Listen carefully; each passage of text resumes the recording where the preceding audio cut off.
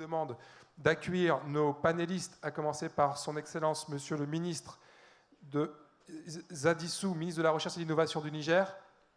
Monsieur le ministre. Madame Maria Cristina Rousseau, directrice des relations internationales de la DG Recherche de la Commission européenne. Merci Maria. Madame Elisabeth Barbier, directeur général délégué de l'Institut de recherche pour le développement. Monsieur Ambani Macheleni, qui est responsable de la science et de la technologie pour l'Union africaine et qui vient d'Addis Abeba. Et Frédéric Maury, qui est journaliste économique senior à Jeune Afrique et qui...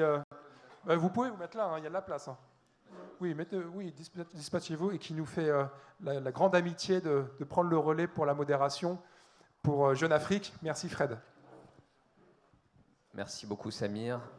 Bonjour à tous. Merci d'être là aujourd'hui, d'avoir bravé les grèves. Merci à nos panélistes.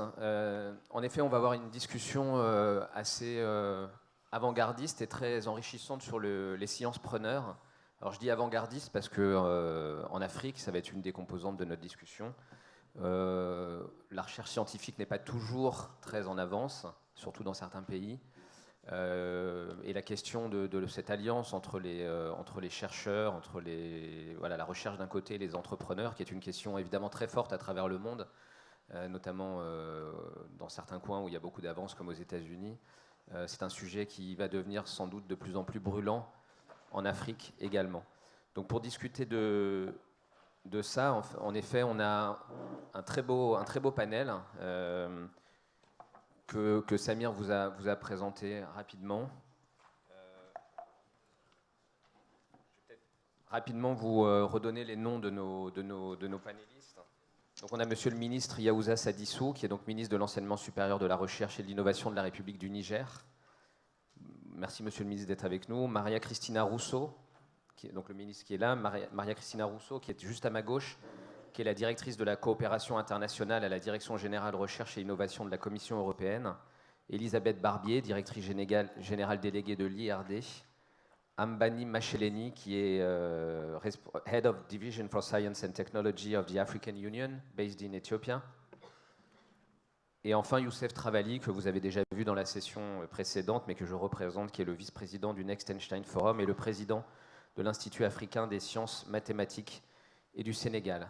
Alors, quand on parle de sciences preneurs, évidemment, on parle de recherche scientifique, on parle d'entrepreneurs, mais on parle aussi du rôle clé de l'État et des institutions, puisque pour que cette association fonctionne de manière générale, il est quand même assez compliqué d'imaginer qu'elle puisse fonctionner s'il n'y a pas une action publique derrière qui soit importante. C'est pour ça que ma première question va aller au ministre de la Recherche et de l'Innovation du Niger.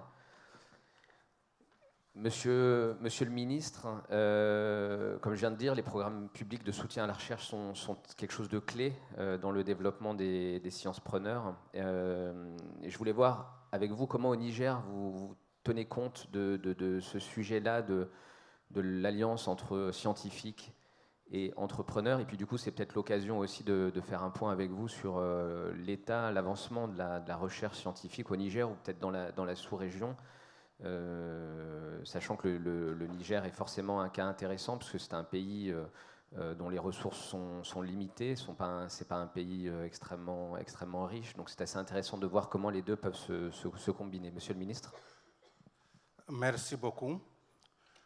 Le programme public de soutien à la recherche au Niger a plusieurs dimensions. Nous avons une première dimension qui est financière et technique. Hier, j'étais intervenu ici, j'avais parlé du FARSIT. Le FARSIT, c'est le Fonds d'appui à la recherche scientifique et à l'innovation technologique, à travers lequel, chaque année, le gouvernement dégage un montant pour appuyer, pour soutenir les chercheurs. Vous l'avez dit tout à l'heure, nous avons beaucoup de défis au Niger, notamment les défis sécuritaires, ce qui fait que tout est prioritaire chez nous, mais malgré cela, quand vous prenez la loi de finances qui est en discussion aujourd'hui à l'Assemblée nationale pour le budget 2020, nous avons prévu près de 1,5 milliard, ça fait 2 millions d'euros, un peu plus, pour soutenir la recherche et l'innovation. Et comment cela se passe? C'est souvent des appels à candidature que les chercheurs, les innovateurs présentent des dossiers que nous sélectionnons à travers notre direction générale de la recherche scientifique et de l'innovation pour les appuyer. Et nous avons aussi la question du curricula, parce que, étant convaincus que la recherche et l'innovation sont le moteur du développement, nous nous sommes dit qu'il faut revoir le curricula de notre système d'enseignement supérieur, et pour mettre beaucoup plus l'accent sur la formation professionnelle et technique. Et avec des partenaires techniques et financiers, nous avons également mis en place un mécanisme de soutien aux chercheurs, un mécanisme de soutien aux innovateurs, et qui permet aujourd'hui à beaucoup de jeunes Nigériens, n'est-ce pas, de présenter le produit de leur recherche avec la chance d'être accompagnés ou par mon département ministériel ou par un autre ministère chargé de l'entrepreneuriat des jeunes. Nous avons une structure que nous avons créée, qu'on appelle le CNRS, qui n'existait pas par le passé, c'est le Centre national de recherche scientifique, qui permet de coordonner les recherches. Et à travers ce centre, l'ambition que le gouvernement s'est fixée, c'est de mieux valoriser et de mieux vulgariser les produits issus des recherches dans notre pays. Et aujourd'hui, nous sommes engagés dans une autre stratégie de création de centres d'excellence qui sont adossés à des facultés.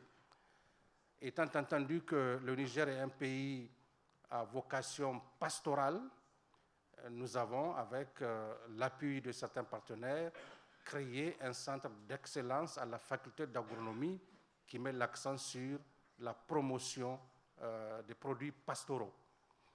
Et à travers ce centre d'excellence, en tout cas, nous voulons donner l'occasion au maximum de Nigériens, en particulier les femmes, qui s'adonnent aux activités pastorales, de faire la promotion de leurs produits et de leur innovation. Alors, le programme, il est multidimensionnel, mais essentiellement, ce sont ces deux aspects-là, l'appui financier et technique et la réforme du curricula, qui nous permettent, n'est-ce pas, de mieux faire la promotion de la recherche et de l'innovation dans notre pays. Merci, Monsieur le Ministre, pour cette présentation. Alors, une question qui est un peu dans l'actualité, c'est voilà, une des grosses actualités de l'Afrique aujourd'hui, c'est la création d'un marché commun qu'on appelle la zone de libre-échange continentale, qui est donc, à partir de juillet de l'année prochaine, qui sera le plus grand marché commun au monde, une fois qu'il aura été créé. Alors, vous l'avez dit, le Niger, c'est un pays qui a des moyens limités, qui a un déficit sécuritaire important.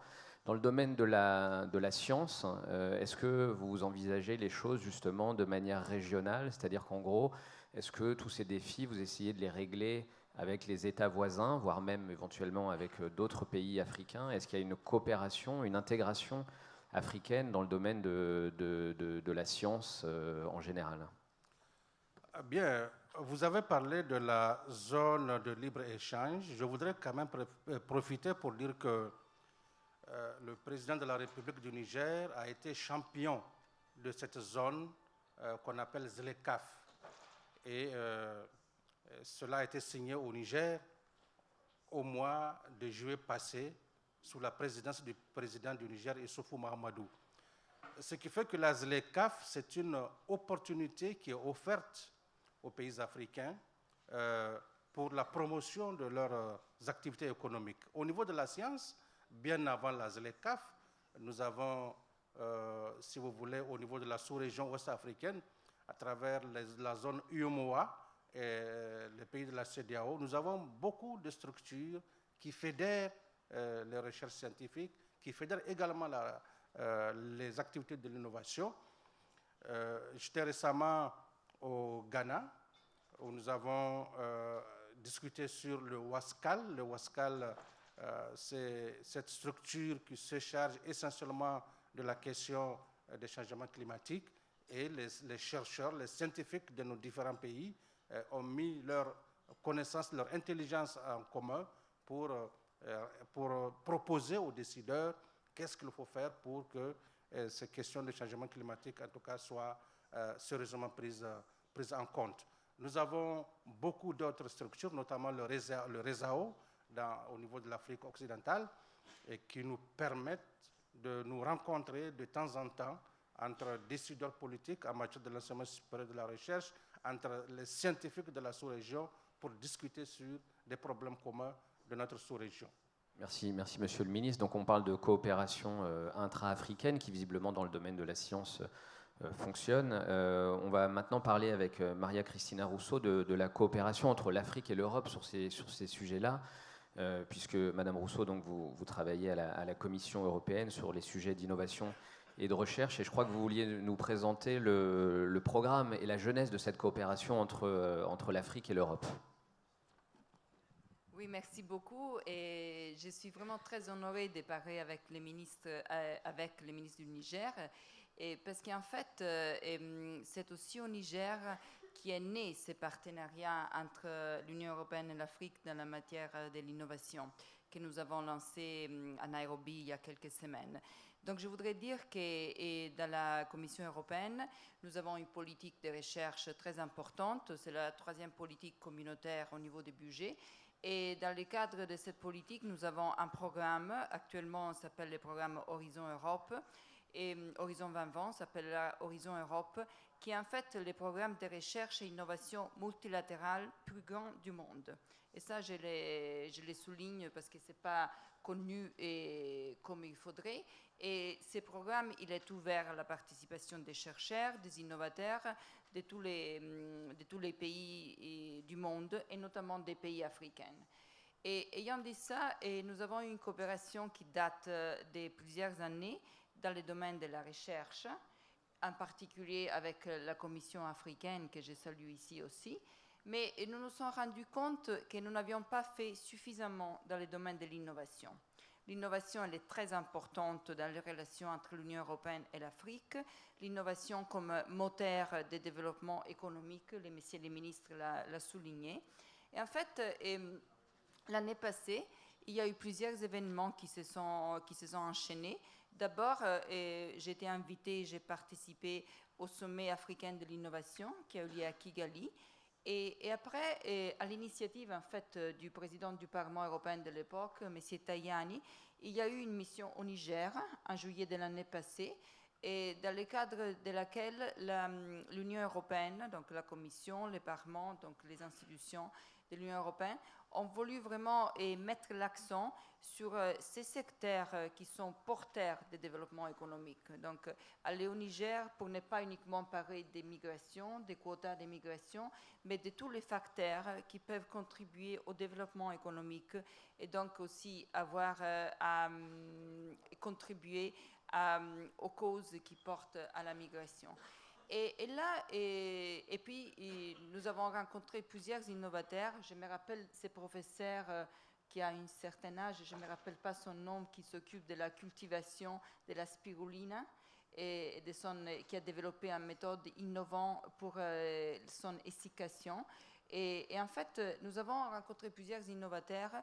Et puis aussi, il y avait une visite au Nigeria qui était assez intéressante, où j'ai rencontré Bozoum, qui est un des partenariats de notre projet pour les EU African Innovation Partnership. Et donc, nous avons dit qu'il fallait faire quelque chose de plus ciblé par rapport à l'ouverture générale des programmes de recherche et innovation sur l'Afrique. Et là, nous avons décidé de lancer ces partenariats EU-Afrique pour l'innovation, qui en fait a sa 2e réunion importante en marge des Emerging Valley dans ces jours. Ces partenariats, lancés à Nairobi en septembre, consiste pratiquement dans 3 types d'actions principales. Premièrement, une rencontre entre les écosystèmes d'innovation africains et européens. Et partenariat lancé à Nairobi, il y a déjà eu 10 Memorandum of Understanding qui ont été signés entre des écosystèmes innovants africains et européens. Et mes collaborateurs m'ont dit qu'en marge de la réunion d'hier, il y a eu aussi 4 partenariats qui sont en train de voir le jour. Puis, il y a tout un système qu'on a mis en place d'échange de technologies. Et donc, ceci est très important aussi, afin que les innovateurs africains puissent bénéficier des technologies européennes et vice-versa aussi, parce que je veux souligner qu'il s'agit vraiment d'un partenariat qu'on est en train de lancer. Et puis, il y a aussi une troisième composante qui est celle de l'accès aux connaissances, à la connaissance des différents programmes européens qui sont mis en place pour soutenir et faciliter l'innovation. Et hier, on m'a fait rapport du fait qu'il y a eu un web séminaire qui a mobilisé au moins 100 participants de 30 pays africains pour connaître aussi les différentes opportunités qui existent en Europe et via les fonds de recherche, de développement, du voisinage et de la connectivité pour renforcer la coopération en matière d'innovation. Voilà, ça c'est le contexte que je voulais donner et dire aussi, comme je l'ai dit dans mon intervention d'ouverture, qu'avec la nouvelle Commission européenne, l'accent sur la coopération positive et en tant que partenaire avec l'Afrique est encore plus forte. Et donc, nous sommes là-dedans avec l'innovation et nous avons aussi lancé un appel à propositions pour continuer et sur base de ces projets pilotes que nous avons lancés avec un nouveau projet et pour renforcer ces partenariats entre les innovateurs africains et européens. Merci beaucoup. Alors si on parle plus spécifiquement maintenant de la collaboration entre le monde scientifique et le monde de l'entreprise, Madame Rousseau, est-ce que vous pouvez nous faire un point sur la situation de cette coopération entre les scientifiques et les entreprises en Europe, sachant qu'on a l'impression, mais peut-être que vous allez me démentir, que l'Europe est un peu en retard sur ce sujet par rapport à d'autres zones comme les États-Unis où on a l'impression que l'imbrication entre le monde de la recherche et le monde de l'entreprise est beaucoup plus important qu'en Europe. Merci beaucoup pour votre question très pertinente et parce que ça me permet de parler du nouveau programme de recherche qui sera lancé sous peu. En fait, évidemment, vous l'avez dit, en Europe, nous avons une question sur les transferts de technologies et il y a une situation pour laquelle nous sommes très en avant dans la recherche, mais nous ne sommes pas toujours aussi bons que nous devrions l'être dans la transformation des résultats de la recherche en produits innovants et de la mise sur le marché de ce qui découle des résultats de la recherche. Il y a plusieurs exemples qui sont connus, donc je ne vais pas m'attarder là-dessus. Et donc, cette question a été celle qui était au cœur des réflexions du nouveau programme de recherche, qui sera le suivi du programme Horizon 2020, le programme Horizon Europe, qui sera lancé l'année prochaine et qui est en train d'être finalisé dans le cadre des discussions qui sont en cours au niveau européen sur les prochaines perspectives financières, donc tous les programmes et les budgets y afférents pour les prochaines 7 années à venir. Et donc, dans ces programmes Horizon Europe, nous allons créer un Conseil européen de l'innovation. C'est justement pour regrouper toutes les initiatives qui soutiennent l'innovation et pour faciliter davantage la mise sur le marché des produits innovants et aussi pour soutenir toutes les start-up qui sont créées et qui ont besoin, comme vous l'avez dit tout à l'heure, d'un soutien public pour pouvoir rejoindre les marchés. Donc, en fait, les European Innovation Council, ça sera une des axes principaux du prochain programme de recherche, aussi avec des différentes initiatives qui visent vraiment à soutenir ces partenariats entre écosystèmes innovants et là-dedans, la coopération internationale, les partenariats avec l'Afrique vont avoir un rôle très important. Le nouveau programme sera lancé à l'année prochaine, à la fin de l'année prochaine, et il est en discussion et en finalisation. Et donc, j'espère vraiment qu'avec ces programmes, non seulement l'Europe sera capable de faire ces pas supplémentaires qu'elle doit faire en termes d'innovation, mais j'espère qu'elle les fera avec ses partenaires stratégiques et notamment avec l'Afrique. Merci beaucoup. Monsieur Travali, donc vous êtes vice-président du Next Einstein Forum et vous présidez aussi l'Institut africain des sciences mathématiques, l'AIMS, au Sénégal. Du coup, à ce titre-là, vous êtes un observateur de la situation de la recherche scientifique en Afrique. Ma question, justement, dans la suite de ce que vient de dire Madame Rousseau, donc l'Europe essaye d'accélérer sur la collaboration entre le monde scientifique et les entrepreneurs. Quelle est la situation en Afrique aujourd'hui, à la fois de la recherche scientifique d'une part, et aussi justement de ce lien entre le monde de la recherche et le monde des entreprises? Ok, donc en fait, il y a 2 points importants dans la discussion. Je crois qu'on parle de science-preneur, il y a la partie création de savoir, il y a la partie valorisation de savoir. Comme l'a indiqué Madame Rousseau, au niveau de la création de savoir, l'Europe a bien structuré l'approche, et je pense que c'est ce qu'il faut que nous essayons de comprendre et que nous prenons comme référence. Si on regarde les mécanismes de financement qui sont disponibles à l'échelle, au niveau de l'Europe, c'est assez structuré. Donc en fait, il y aura des financements qui seront là pour créer des visions, en fait. Aujourd'hui, ce qui nous manque en Afrique, c'est l'absence de vision. C'est-à-dire qu'on fait de la recherche, mais on n'est pas clair sur les enjeux sociétaux que nous voulons résoudre à l'échelle africaine. Donc, on marche un peu à l'aveugle.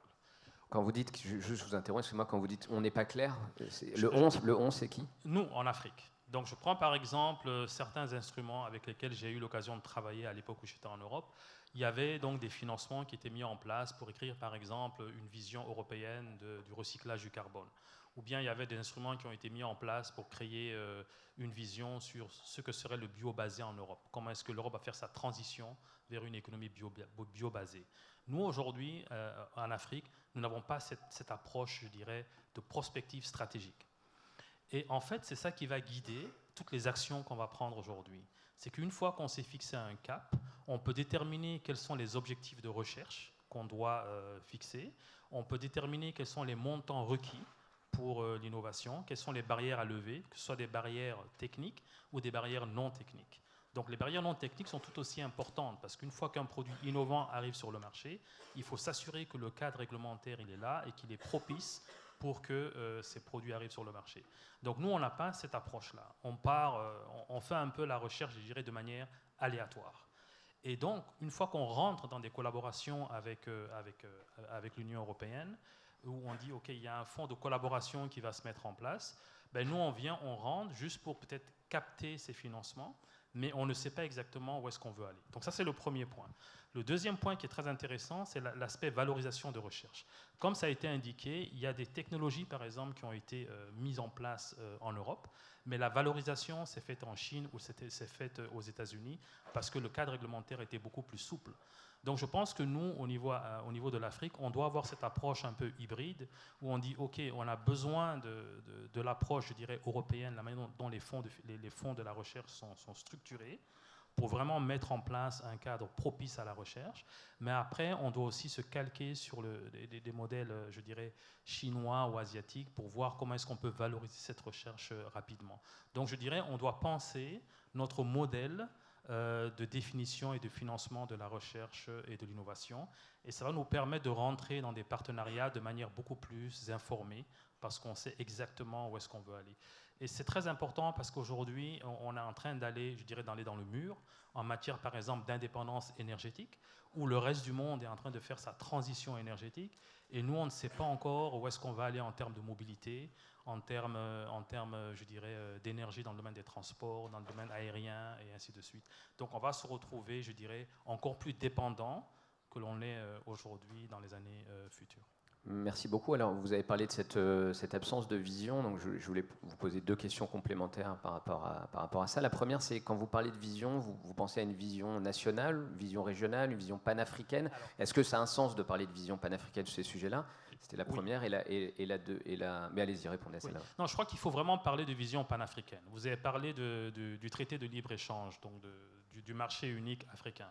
Si on prend aujourd'hui l'économie digitale, nous avons à peu près 10 visions qui circulent sur l'économie digitale africaine. On n'a pas une vision sur une économie digitale panafricaine. Et ça, c'est essentiel, parce que sans cette vision unique, je dirais le traité de libre-échange, je pense, ne verra pas le jour, parce qu'il s'agit bien d'intégration. Alors là où c'est important d'avoir cette vision panafricaine, c'est au moment où on va commencer à faire le design des policies. Si on fait par exemple du waste to product, donc on prend des déchets pour en faire des produits, mettons qu'on on met en place cette technologie en Guinée, et que les produits qui vont sortir, il faut les vendre au Sénégal ou il faut les vendre au Kenya. Il faut s'assurer qu'il y a un cadre réglementaire qui a été mis en place et qui est harmonisé dans ces pays de manière à ce que ce produit puisse être vendu à l'échelle africaine. Donc il faut pouvoir faire un design de policy à l'échelle africaine, faire cascader ces politiques à l'échelle régionale et à l'échelle nationale.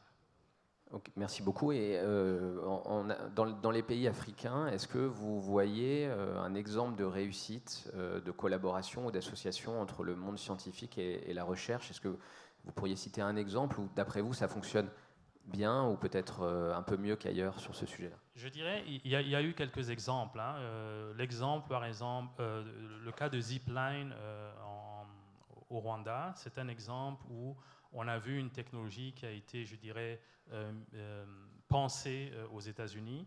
Elle a été amenée au Rwanda. On a amené les universitaires, que ce soit des biotechnologistes, des informaticiens, sur le site pour développer la technologie dans un partenariat public-privé. Et puis, cette technologie a pu après être déployée dans d'autres pays africains. Donc ça, c'est un exemple où ça marchait. Après, il y a des filières vraiment sur lesquelles on peut se concentrer. On parlait de l'agritech. Je pense que si on se construit une vision commune, panafricaine, dans le domaine de l'agritech, on peut aller très loin parce que l'agritech, combiné à l'économie circulaire, vous allez très vite voir qu'on va sortir du domaine de l'agriculture pour entrer dans le domaine de l'énergie avec comme connecteur la biomasse. Et on va aller vers de la production de carburants synthétiques, de produits chimiques et ainsi de suite. Merci beaucoup. Alors, je me permets peut-être juste de compléter pour expliquer ce qu'est Zipline, parce que je ne sais pas si tout le monde connaît Zipline. Donc Zipline, c'est une entreprise en effet d'origine américaine qui travaille beaucoup au Rwanda et qui utilise des systèmes de drones et donc qui a créé, je crois, un aéroport pour les drones, ça doit avoir un nom sans doute, et qui du coup transporte des poches de sang vers des zones reculées au Rwanda. Donc en effet, c'est un exemple intéressant de collaboration public-privé. Tout à l'heure, vous nous disiez que vous parliez de cette absence de vision, je crois que c'est le terme que vous avez utilisé, et notamment à l'échelle panafricaine. Du coup, ça me permet de poser la question à M. Ambani Macheleni, qui est donc ici le représentant de l'Union africaine et qui justement travaille sur ces sujets de recherche et d'innovation. Monsieur Macheleni, donc Monsieur Travali a souligné l'absence de vision panafricaine sur ces sujets. Alors du coup, excusez-moi si vous prenez mal ma question, mais ça veut dire quoi? Ça veut dire que l'Union africaine, vous ne travaillez pas en fait, c'est ça? Et ça, c'était la première question, j'espère que vous le prendrez pas mal. Et la deuxième, c'est, est-ce que vous pouvez nous expliquer quelle est la vision ou quelle est la stratégie de l'Union africaine sur ces sujets-là, justement?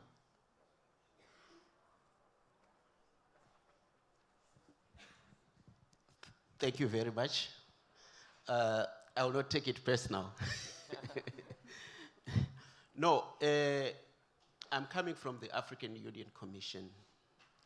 I don't think the real problem is about a vision, but the real problem we have is about promoting intra-Africa collaboration. How can we make African countries work together closely in this area? In terms of a vision, we've got a long-term vision of Agenda 2063, where we have defined all the needs of Africa and where we want to go in that period of time. Science and technology and innovation, as well as education, are key ingredients of that vision. But the really big question is, how do we promote that intra-Africa collaboration and bringing together institutions such as AIMS to work together with similar institutions and creating a Pan-African movement, for example, in mathematics, and strengthening the mathematical foundation for the continent.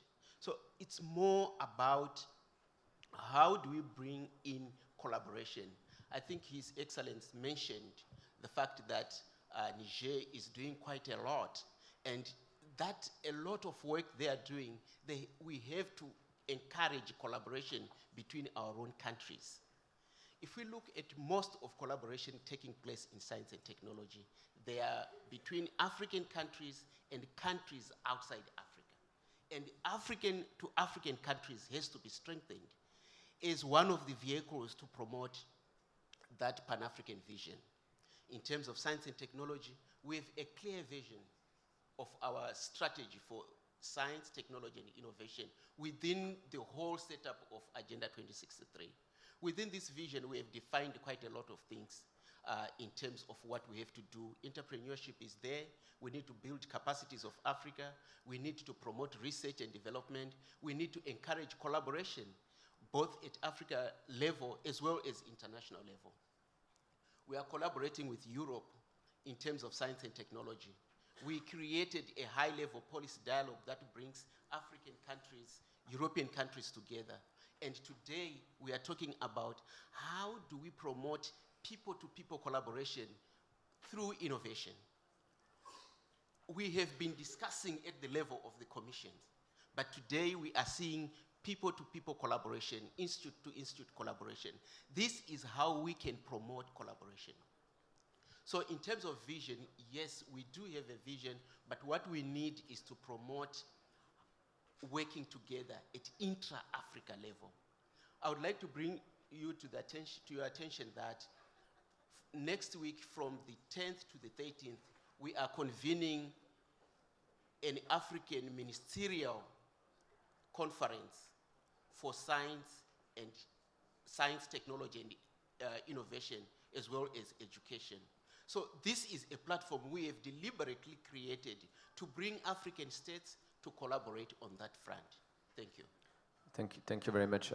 Quels sont les... Alors vous avez parlé de l'importance de la coopération. I'm going to say it in English if you want. But okay, I'm starting French first. Vous avez parlé de ce manque de collaboration, de coopération. Enfin, vous avez dit que c'était un enjeu important, la coopération intra-africaine sur ces sujets-là. Quels sont les principaux points de blocage qui, selon vous, limitent cette coopération? So you talked about intra-African cooperation. You said that there was a vision, but maybe the most important fact was the intra-African cooperation on these topics. What are the main hurdles to this cooperation today? The question you have asked is very pertinent. We need to promote intra-Africa cooperation. But for us to effectively do that, we need to ensure that we have enough capacities. We have enough researchers. We have enough funding for that intra-Africa collaboration. So these are some of the things we need to ensure that we encourage to happen or to take place on the continent. Capacities for STI, funding, as well as researchers, and deliberate mechanisms such as setting up continental venture capital to encourage innovators to take part in the innovation and exploit the platforms we have created, such as the free trade area. Thank you. Thank you very much. Monsieur le ministre, peut-être juste un mot sur cette coopération intra-africaine. Vous avez dit tout à l'heure qu'il y avait une coopération qui existait déjà, mais Monsieur Macheleni, l'Union africaine, insiste sur l'importance de cette coopération. Il a parlé aussi du manque peut-être de formation, ou voilà, quand même d'un certain manque de collaboration. Selon vous, est-ce qu'il y a quand même encore des freins aujourd'hui dans cette coopération, et quels sont ces freins? Bien, la coopération, elle est certaine. D'abord, elle est par blocs régionaux. J'avais parlé tout à l'heure des pays de la CEDEAO, des pays de l'UEMOA. Au niveau de l'Afrique centrale, la CEMAC, nous avons la SADC de l'autre côté. Cette coopération, elle est d'abord régionale, ou sous-régionale, je vais dire, et ensuite, à un niveau plus élevé, au niveau donc africain. Ce qui est sûr, il y a une vision. Là, je prends un peu le contre-pied de mon frère qui dit qu'il n'y a pas de vision. La vision, elle est là, mais c'est comment l'implémenter C'est ça qui cause la difficulté et qui pose le problème justement de la collaboration. Au niveau sous-régional, quand je prends le cas précis de l'Afrique de l'Ouest, je sais qu'il y a une parfaite collaboration entre les pays membres de l'UEMOA, une parfaite collaboration entre les pays membres de la CEDEAO en matière de recherche, en matière de l'innovation. Nous avons beaucoup de forums où nos chercheurs, nos scientifiques se retrouvent et discutent. J'avais parlé de Wascal, où c'est les chercheurs de tous les pays membres de Wascal qui se retrouvent, qui discutent sur les questions du changement climatique et qui font des propositions aux décideurs politiques. Donc, toutes les décisions qu'ils prennent sont prises en synergie avec les pays membres, les 11 pays membres du Wascal. Alors, il y a la collaboration, je suis certain. Il y a la vision, je suis certain. Mais c'est la mise en œuvre qui cause le problème. Et maintenant, comment les mettre en œuvre? Je crois que l'Union africaine peut trouver la clé, peut trouver la solution. Il vient de dire qu'il y aura une réunion les tout prochains jours entre les ministères en charge de la question. Je pense que c'est des occasions pour discuter sur les pistes de solutions, pour améliorer, pour parfaire cette collaboration-là. Merci beaucoup. Monsieur Travali, vous voulez peut-être ajouter un mot, parce que vous avez été un petit peu... Non, mais je maintiens qu'il n'y a pas de vision et que ce dont on parle sont des instruments ou des véhicules. Moi, ce que j'appelle une vision, c'est de dire, à l'horizon 2030, on aimerait voir les États africains transitionner vers, mettons, vers la bioéconomie. Et qu'on explique quels sont les impacts attendus de cette transition. Et qu'on soit d'accord sur cette vision. Et une fois qu'on a cette vision, on met en place les éléments, la recherche à résoudre. Donc les aspects liés à la collaboration intra-régionale et tout sont des éléments qui vont permettre d'atteindre cette vision. Les éléments liés au capital humain sont des éléments qui vont permettre d'atteindre cette vision. Et donc, avoir une vision sur l'économie verte, la transition vers une économie à faible empreinte carbone, avoir une vision d'une Afrique qui est indépendante d'un point de vue énergétique, c'est de ce genre de vision que moi je parle. On n'a pas ce genre de vision. Voire même sur ce sujet-là, on a plutôt des divisions qu'une vision sur le sujet des énergies fossiles. Oui, absolument. Et ce qu'on voit aujourd'hui très clairement, c'est des pays qui, à un moment donné, sont soi-disant sur la filière changement climatique, et puis qui subitement vont aller sur la filière pétrole, parce que voilà, c'est une opportunité. Donc moi, je pense qu'il n'y a pas de vision à l'échelle panafricaine dans ce domaine-là. Elle n'est pas écrite, elle n'est pas formulée, et elle n'est pas construite de manière inclusive. Une vision doit être soumise à la consultation publique, elle doit être validée par la population. Les barrières techniques et non techniques doivent être mises en place après consultation avec les chercheurs, avec les acteurs du monde politique, et ainsi de suite. Merci beaucoup. Madame Barbier, quand on parle de science-preneurs, on parle de science, évidemment, on parle d'entrepreneurs, et on parle de mettre tout ça, de les associer et de les mettre au service de causes qu'on peut considérer comme des causes sociales, des causes équitables, des causes qui font progresser le bien-être des populations. Au sein de l'IRD, dont vous êtes l'une des dirigeantes, comment est-ce que vous articulez la question de l'entrepreneuriat et de la recherche au service des causes sociales ? C'est une excellente question, évidemment. Merci beaucoup. Je vais peut-être commencer par 30 secondes de présentation de l'IRD, parce que peut-être que tout le monde ne sait pas ce qu'est l'IRD. C'est une institution publique de recherche. Nous sommes basés à Marseille, mais nous travaillons dans plus d'une trentaine de pays du Sud, ce qui veut dire Maghreb et toute la ceinture intertropicale, ces pays dans lesquels les défis sont les plus importants. Nous avons un double ADN. C'est d'abord la recherche en partenariat équitable avec les pays du Sud, et puis aussi le renforcement des capacités dans le domaine de l'enseignement supérieur, de la recherche et de l'innovation, tout cela au service du développement de nos partenaires. Bon, c'est un vieil institut, hein, on célèbre cette année nos 75 ans. On est sous la double tutelle du ministère de la Recherche et du ministère des Affaires étrangères, ce qui se traduit concrètement par le fait que notre PDG, Jean-Paul Moati, qui est d'ailleurs très triste de ne pas pouvoir participer aujourd'hui à l'événement parce qu'il est retenu par un autre agenda, il est quelque part en Afrique du Sud. Donc lui, c'est le scientifique. Et moi, je représente plus, disons, la partie affaires étrangères de la tutelle puisque je suis diplôme. J'aimerais aussi présenter peut-être le contexte général et ce qui fait le fil rouge de l'action de l'IRD. Ce sont les objectifs du développement durable, on en a parlé un peu ce matin. Jean-Paul Moati, en fait, fait partie du groupe de scientifiques indépendants qui a tout récemment présenté le rapport sur l'avancement des objectifs du développement durable 4 ans après leur adoption.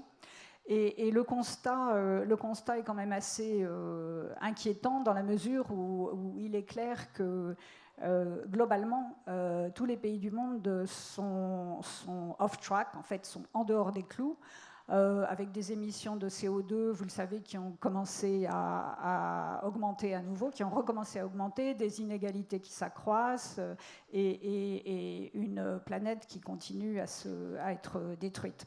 Donc ça veut dire qu'il faut réorienter les politiques, c'est l'appel que lance le rapport, et tous les acteurs, publics, privés, au niveau communauté, au niveau individu, doivent travailler ensemble et comprendre que l'approche en silo n'est pas la bonne. Et pour cela, on a besoin de la science et de ce nouveau champ qui est la science de la durabilité, qui travaille sur les interactions entre les ODD, qui part des questions qui sont posées, enfin des problèmes à résoudre. Et c'est donc tout le contraire d'une approche en silo. Donc ça implique pour le chercheur de sortir de sa tour d'ivoire et de communiquer beaucoup plus avec la société pour que les citoyens comprennent la nécessité de procéder autrement et puis surtout montrent les façons de le faire. Sortir la recherche de sa tour d'ivoire, c'est un besoin qui est évidemment ressenti par l'IRD et ça a donné naissance au concept de campus de l'innovation pour la planète, le premier ayant été installé à Bondy, dans la banlieue parisienne, il y a déjà 3 ou 4 ans. Donc un espace de recherche, de formation, d'interaction, d'expérimentation. Et d'accompagnement de l'incubation. Et déjà quelques années plus tôt, l'IRD avait cofondé avec des acteurs, les collectivités locales, quelques partenaires privés, cofondé l'incubateur Bondinov, que vous connaissez sans doute plus que l'IRD puisque Bondinov puis Afrikinov sont des acteurs importants dans ce domaine. Dans les initiatives aussi prises par l'IRD, on a l'inauguration d'un Fab Lab l'an dernier, une plateforme qui permet, dotée d'outils numériques, qui permet un contact étroit entre les chercheurs, leur interaction avec d'autres acteurs du monde socio-économique, avec les entreprises donc incubées à Bondinov et qui permet par exemple, développer des capteurs innovants. Enfin, je ne vais pas rentrer dans les détails de nos exemples. Ce campus de l'innovation commence à essaimer. Il y en a un qui s'est ouvert au Burkina Faso sous la forme d'un tiers-lieu aussi, dénommé la Ruche, avec des acteurs burkinabés et français. Bientôt, on espère pouvoir en développer un au Sénégal dans le cadre du campus franco-sénégalais. On a comme ça pas mal d'exemples de ce qui peut, mais ce n'est pas une séance de pitching, mais on a pas mal d'exemples dans lesquels la recherche permet des innovations frugales. Et je pense au projet Map & Jerry qui permet à la fois de reconstituer des ordinateurs sur la base de composants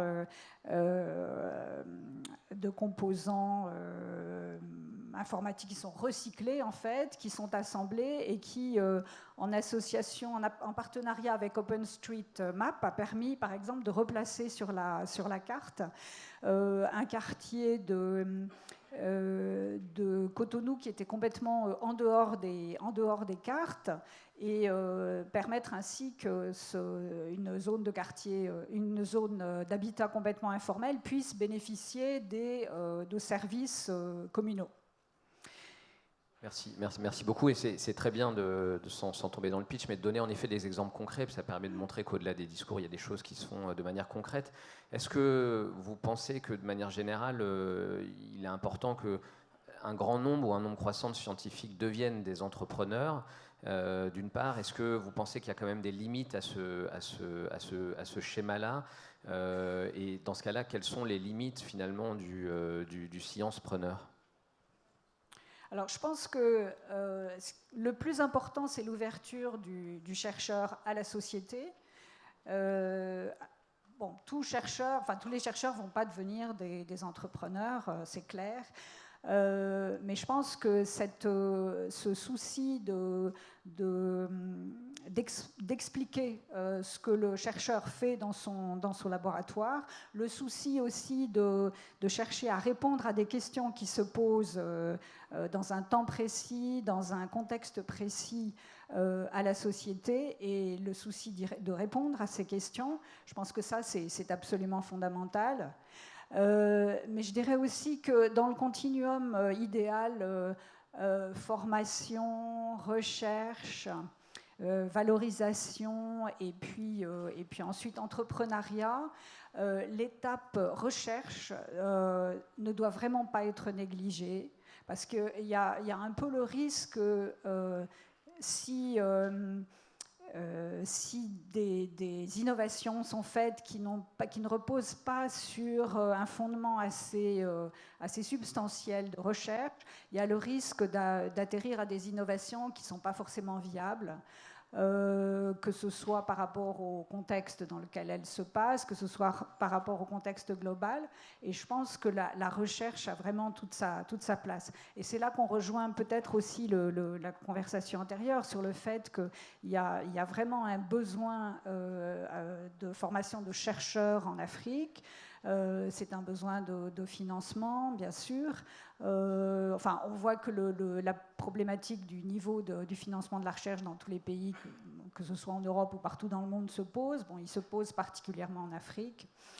Et je pense que là-dessus, pour répondre à ce challenge, il y a des démarches fantastiques comme celle du Next Einstein Forum, des programmes tels que ceux qui sont financés par la Banque mondiale de centres africains d'excellence auxquels l'IRD participe dans un certain nombre de pays.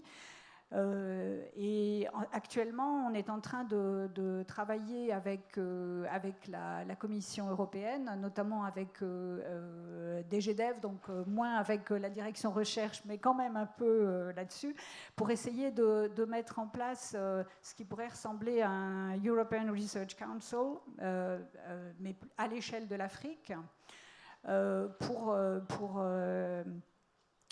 encourager les chercheurs africains qui ont tendance à... il y a un brain drain qui est important, essayer de le contrer et d'assurer un financement stable à la recherche en Afrique.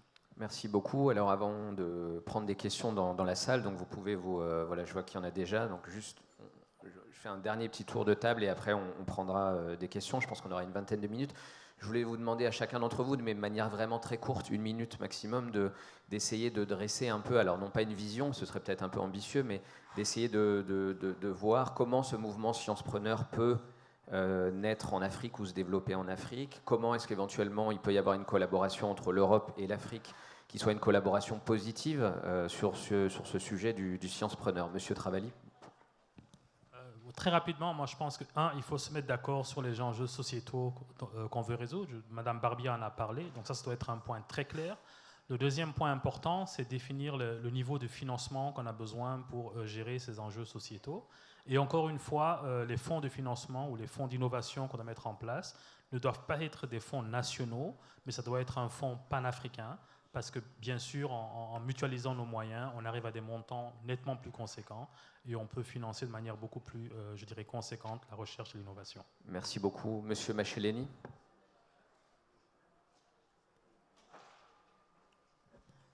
In addition to what Ms. Trevor has said, we also need to start from the basics.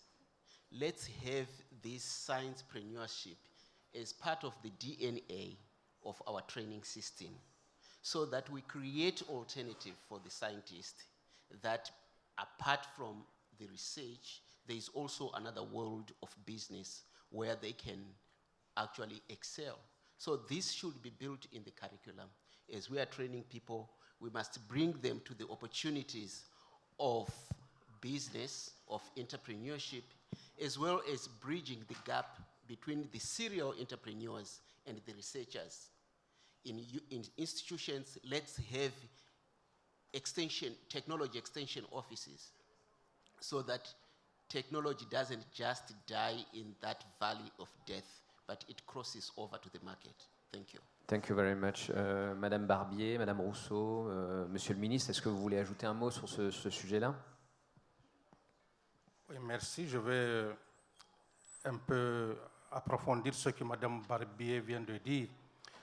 Il faut nécessairement encourager et promouvoir le dialogue entre les chercheurs, les entrepreneurs, les industriels. Elle a parlé de centres d'excellence africains que la Banque mondiale est en train d'installer dans les pays africains. Au Niger, en collaboration avec la Banque mondiale, nous sommes en train de déployer ce centre-là. Et l'une des conditions fondamentales, justement, c'est le dialogue entre les chercheurs et les entrepreneurs. Et à ce titre, nous avons spécifiquement pris la filière agropastorale pour accentuer ce dialogue-là, parce que notre pays, c'est un pays d'agriculture, un pays d'élevage. Donc, un financement que nous avons trouvé de 15 millions d'euros qui va nous permettre de faire la promotion de nos produits pastoraux, de nos produits agricoles, dans le dialogue entre chercheurs et entrepreneurs. Merci. Merci monsieur le ministre. Oui, merci. Je crois qu'il y a deux mots-clés qui ont été dits, stratégie et implémentation. Donc, je crois qu'il est vraiment important qu'on soit clair sur où on veut aller et que la stratégie soit connue et partagée avec les différents parties prenantes du dialogue scientifique et entrepreneurial. Et puis aussi, il y a une question d'implémentation. Et donc là, je crois que ce qui est important, c'est d'avoir une clarté entre les différentes initiatives et une synergie entre ce qu'on fait. Par exemple, Madame Barbier, il n'existe pas de DG RTD, DG Développement, il existe une Commission européenne. Et donc, à partir de nos projets, je crois que nous devons avoir beaucoup plus de synergie et clarté entre les différentes opportunités offertes, comment elles se relient avec ce que l'African Union Commission fait, la Banque mondiale et d'autres. Donc, je crois que ça, c'est vraiment super important et qu'on offre à Sciencespreneurs cette clarté sur les opportunités pour la mise en œuvre d'une stratégie qui est définie et qui est communiquée. Merci beaucoup. On va donc prendre les questions de la salle. Donc, si vous pouvez vous présenter à chaque fois et être court sur votre question et bien préciser à qui la question s'adresse. Alors, il y en a.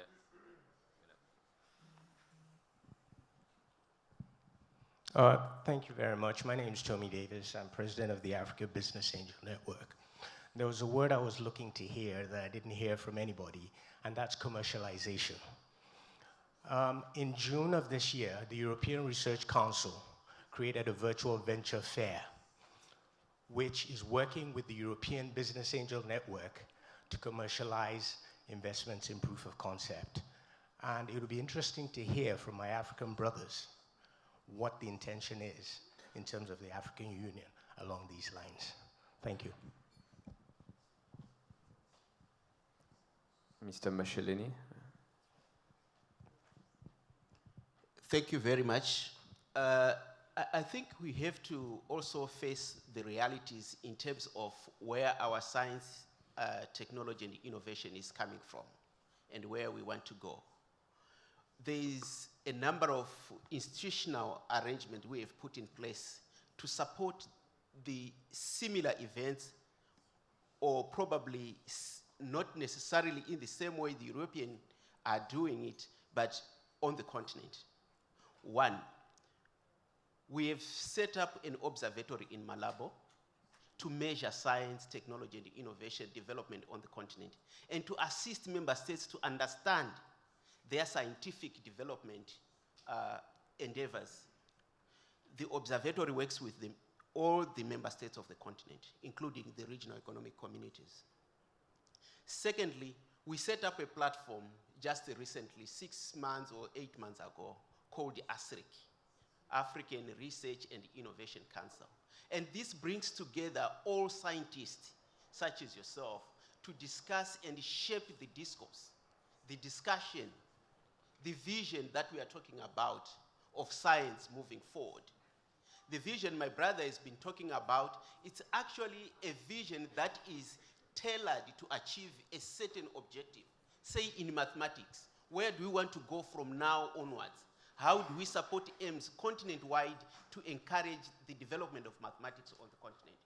So, they are already discussions and platforms we have created to enable you as individuals to participate in the science, technology, and innovation programs of the continent at the level of the ASRIC. Thank you. Monsieur Travalli, vous voulez ajouter un mot sur le sujet de la commercialisation? Yes, this is a very good question. The first thing I would like to point out is the lead time it takes to go from lab to market. I think typically we are neglecting that time, but it's about 20 to 25 years to go from lab to market in the sciencepreneur context. The second important aspect when you talk about bringing a product from lab to market is the amount of money that you would need. A typical pilot project, I mean the type of zipline or this type of project, you need between 150 to 200 million USD in order to fund this type of project. And yet you are still in the pilot phase. So that's why I was discussing the question about the innovation fund, which has to be a Pan-African one, because the amount of money that you need to mobilize for sciencepreneurship, it can be of the order of 1 billion to 3 billion USD, depending on the economic value chain that you want to deploy and the level of vision you want to achieve. But it's really a key question. Merci beaucoup. Question suivante, monsieur. Bonjour, je suis Bougrin Saad, je suis un chercheur et un entrepreneur en même temps, donc marocain. J'aimerais bien mettre le point sur les problèmes qu'on rencontre dans l'Afrique et surtout au Maroc. Donc, pour faire améliorer la recherche, premièrement, il faut se concentrer sur les doctorants et les étudiants, parce que c'est eux qui font la recherche. Alors, par exemple, au Maroc, seulement ceux qui ne trouvent pas de travail, elle va pour faire la recherche. Il n'y a pas un moyen pour inciter les meilleurs de continuer dans le domaine de recherche. Ça, premièrement. Deuxièmement, lorsqu'on parle d'un projet de recherche, il faut tout d'abord identifier les problèmes. Donc, et identifier quelles sont les données sur lesquelles on doit travailler. Alors, il n'y a pas une connexion entre les laboratoires et les scientifiques et entre les entreprises et les problèmes qu'elles ont réellement. Alors, il y a seulement la recherche sur la partie théorique, lire un article, essayer de bricoler quelque chose donc pour publier et prendre, par exemple, le doctorat, etc.